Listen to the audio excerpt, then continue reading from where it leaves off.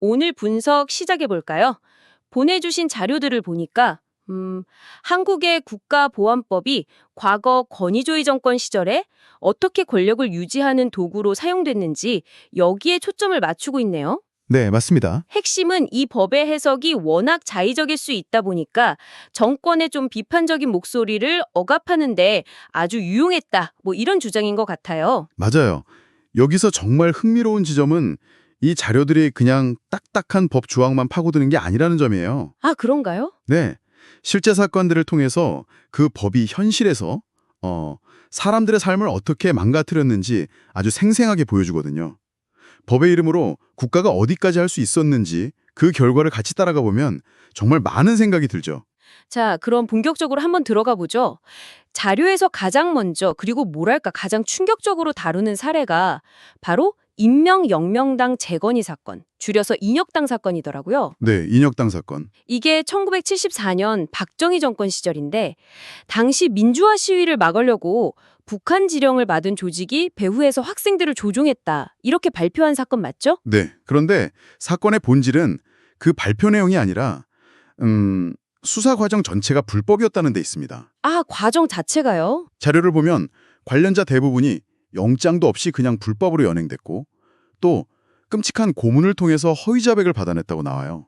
세상에. 근데 진짜 소름 돋는 부분은 그 다음의 속도예요, 속도.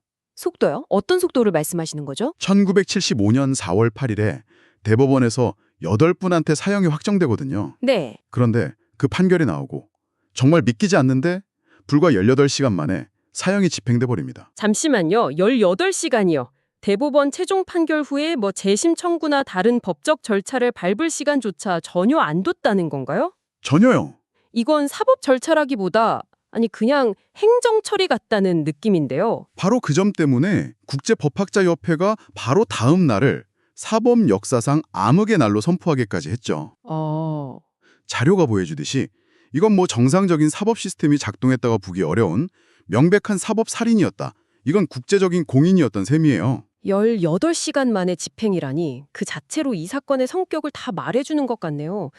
그런데 보내주신 자료를 보면 이런 끔찍한 일이 이걸로 끝이 아니었다는 게 더 무서운 점인 것 같아요. 그렇죠. 하나의 패턴처럼 보였거든요. 정확히 보셨어요.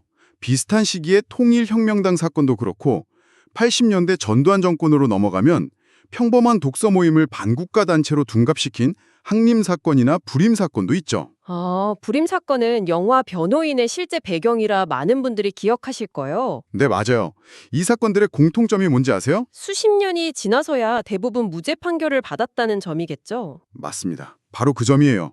자료에도 인용되어 있던데 가장 최근인 2026년 1월에 통역당 사건 관련자 한 분이 사형 집행 50년 만에 무죄를 받으니까 이재명 대통령이 소셜미디어에 이렇게 썼어요.